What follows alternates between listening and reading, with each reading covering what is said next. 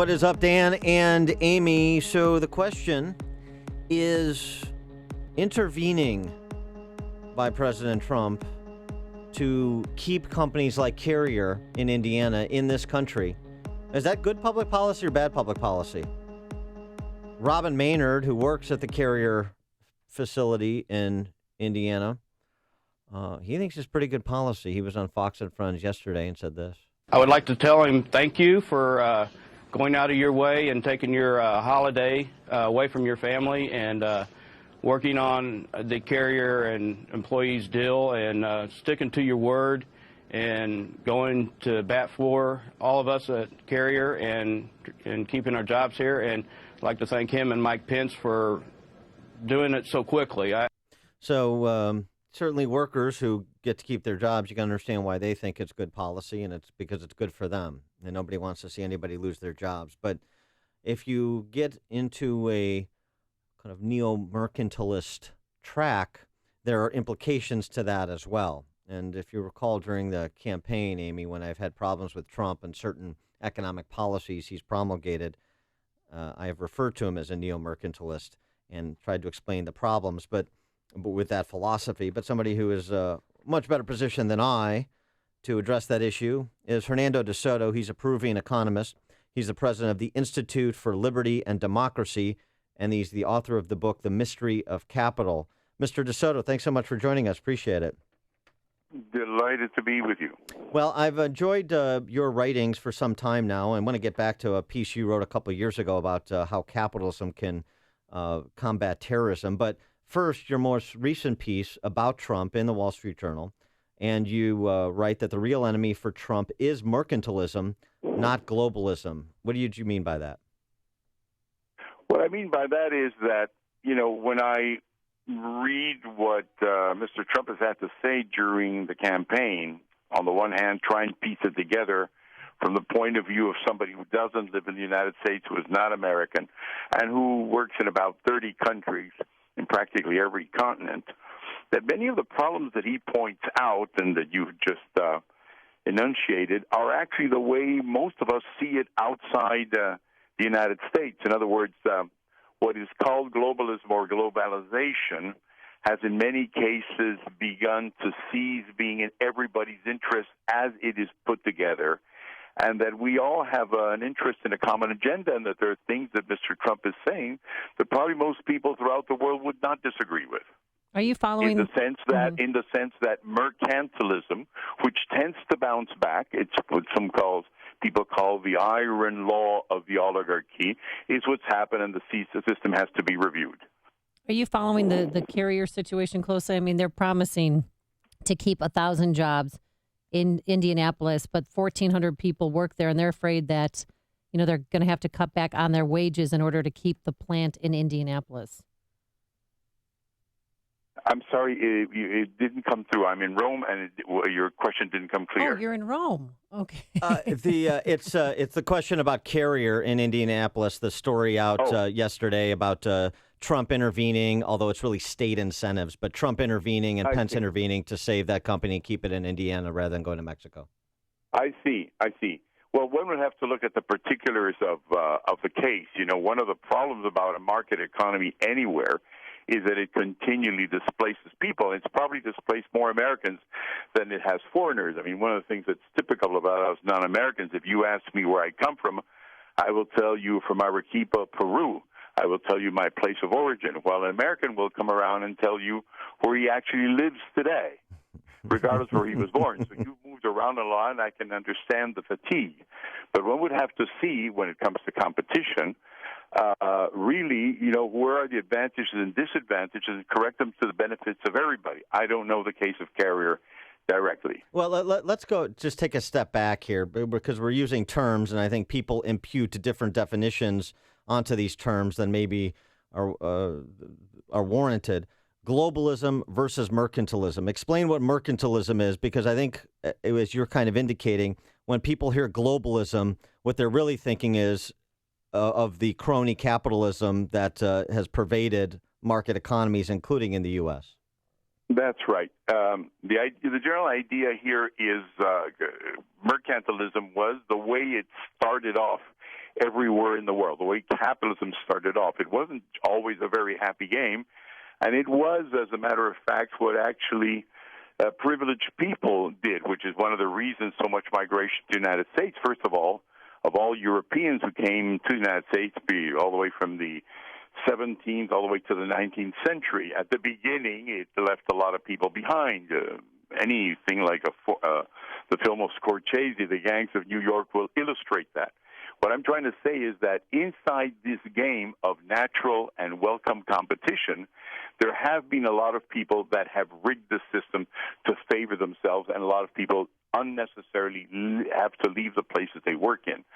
So the issue isn't the division of labor internationally, which I don't think we're going to be able to get away from, but take away its perversions, take away the fact that it can be extremely hard on people, and do justice by keeping as many jobs as you can where people actually live and want to be without getting to results of exclusion or export of jobs that are absolutely and unnecessarily carried out for the purposes of simply protecting low cost someplace else.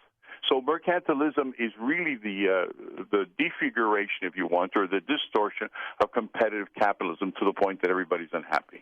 And I want to go to a piece that Tyler Cohen wrote for Bloomberg. Tyler Cohen, the George Mason University economist, talking about Trump's pledge to keep jobs in the United States at all costs. And he writes a couple of things. Using the law to forbid factory closures would have serious negative consequences. Those factories may be losing money, end up going bankrupt. Another, stopping the closure of old plants would lock the U.S. into earlier technologies and modes of production, limiting progress. He also suggests that a policy limiting American companies to move funds outside the U.S. would create new government powers that are dangerous, essentially giving the federal government the power to control the movement of capital, which we don't want in a market economy. Are those fair concerns that Tyler Cohen raises? I think they're fair. Tyler Cohen is a well-renowned economist, a very brilliant economist, as you said, from Mason. The thing I think behind all of this is that the way at least we and my kind of people see this from abroad is that the way the system has been structured now, the way bilateral agreements take place, as I think Mr. Trump correctly says, actually favors those who have really high-level contacts in any capital of the world. And it's being done in such a way that many of these bilateral or regional agreements, international agreements, are riddled with little tunnels where privileges come through. So what I think is intolerable in the light of the interdependence of the world is the fact that some people have actually created privileges within the system. And I believe that when we get down to the nitty-gritty, down to the wire, we will see that many of the things that Mr. Trump clearly is sensitive to, and so are you, and so am I, is the fact that a lot of these useless exports of jobs abroad are not warranted. Other items, of course, are those of competition, which are only natural. And what Mr. Tyler Cohen is saying is that in many cases you will find that the cost of dismantling something in case it were fair will be probably higher than just leaving as it is. I don't know the case of Carrier. One would have to see it case by case. There may be things that will be tremendously advantageous to Americans, and there may be other things which will require at least a renegotiation or adjustment. What is clear is that globalization has to be negotiated, because it can't be that you're unhappy with it, the Europeans are unhappy with it, the Middle East is unhappy with it, and we're unhappy with it too. Well, Donald Trump is obviously promising a lot of changes. From what you're hearing, are other countries worried about President Trump taking office, or do they think it'll be mostly business as usual?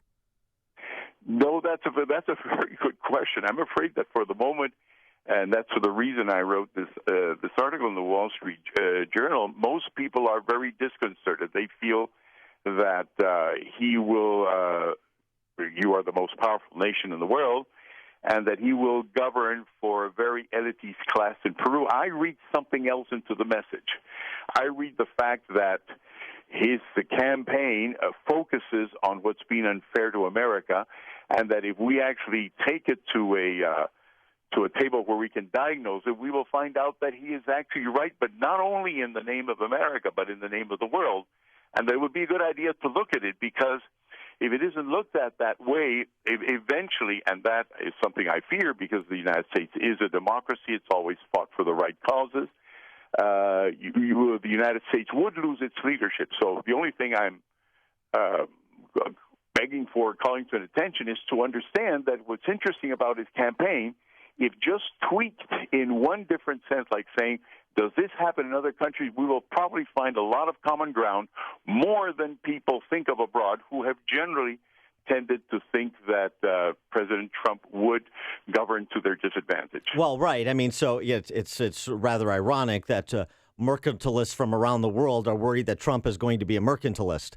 So, I mean, and I think your point about there's a lot of different ways to go after these trade agreements that present carve-outs for elites. There are things that Trump could do that would signal more principled kind of America First policy. For example, something Republicans have defended, the Export-Import Bank, which is a mercantilist tool to give favored status to favored inside bigger elite players, too. So I think it has yet to play out, but there's the possibility, if you attack some of the problems from the right angle, that you get to the right outcome.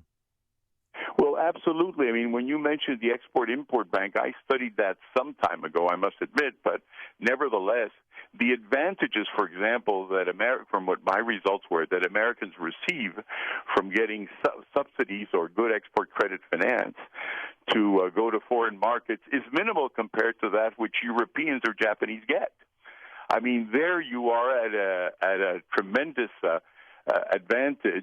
disadvantage, and it would be very good to internationalize the issue. In other words, not only campaign against the Exim Bank in the United States, if that's what you want to do, but also ask foreigners to look at how much they're subsidizing their own exports. And you will find that you will get more by talking to the rest of the world than just by doing it by yourself, because they practically rig the whole system of winning competitive bids all over the world, because they actually have more items that favor their exports than you actually have in your Exim Bank. This looks like an issue where Trump's agenda can actually be of benefit to all of us. Yeah, provide leadership or build consensus by providing leadership in the direction of free markets and the free movement of labor and capital, rather than playing the industrial policy game that the rest of the world is playing. Couldn't have said it better myself. Thank you. I got to ask you this question. I want to go back to this piece that you wrote for the Wall Street Journal a couple of years ago, because it's such an interesting argument. The piece is The Capitalist Cure for Terrorism, and how opening markets and engaging in countries whose economies are not particularly robust because they're closed societies could be a way to blunt the impact of radical Islamic terrorism. Just make your case for that. And you make a comparison to something you know very well, the Shining Path in Peru. Well, yes, and let me tell you, not only the Shining Path, I have a documentary that comes out, I understand, 2 or 3 times a week late at night and public broadcasting system, which is my interview of those people in the Middle East and North Africa who at the beginning of the Arab Spring, as a matter of fact, they triggered it off because they self-immolated. You will remember that people committed suicide in the streets. Well, I did something with a few Peruvians that then got very widely published throughout Europe, in the Middle East, over 178 newspapers in the Middle East, and is now, as I said, in PBS, and it's called Unlikely Heroes, where I identified the people who had self-immolated and brought down 4 Arab governments in scarcely the first 2 months of 2011. There were about 64 of them, and the reason I tell you I interviewed them is because 37 of them survived. And I went patiently one after the other over when I had free time to interview them. And their characteristic is that they were all businessmen. In other words, they were self-immolating not about Islam. We have the films of them when they are actually setting themselves on fire, because you don't do that simply to be discreet. When you set yourself on fire, you want to make a statement. So there are people around with cameras. We've got the films, and none of them make a religious statement, and none of them make a national statement. They make a statement as businessmen that the state has been squashing them and not letting them carry their business and expropriating them. So my argument here is the following one. If you actually look at the reasons for which they self-immolated, which is the lack of free markets, their lack of the right to form a company, their lack of having property rights or limited liability to protect their assets, you will find that just creating free markets will stop a lot of the violence, because it is not about Islam, at least in the cases I've seen. I haven't found one, and that doesn't mean it doesn't exist. It just means that it isn't the one that sparked off the Arab Spring, and that actually there is a misreading in thinking that this is an extremist movement. I think it is now, but that's because I think it would have produced excellent or interesting. He was a street merchant. You're right. I mean, that's one of the more celebrated cases. Hernando de Soto. But not only that, when he died, he said his statement was, the poor also have the right to buy and sell. Sounds to me like free market policy. Me too. Hernando de Soto, proving economist, president of the Institute for Liberty and Democracy, author of the book, The Mystery of Capital. Mr. de Soto, thanks so much for joining us. Appreciate it. Thank you for your interest. Thank you. And he joined us on our turnkey.pro answer line.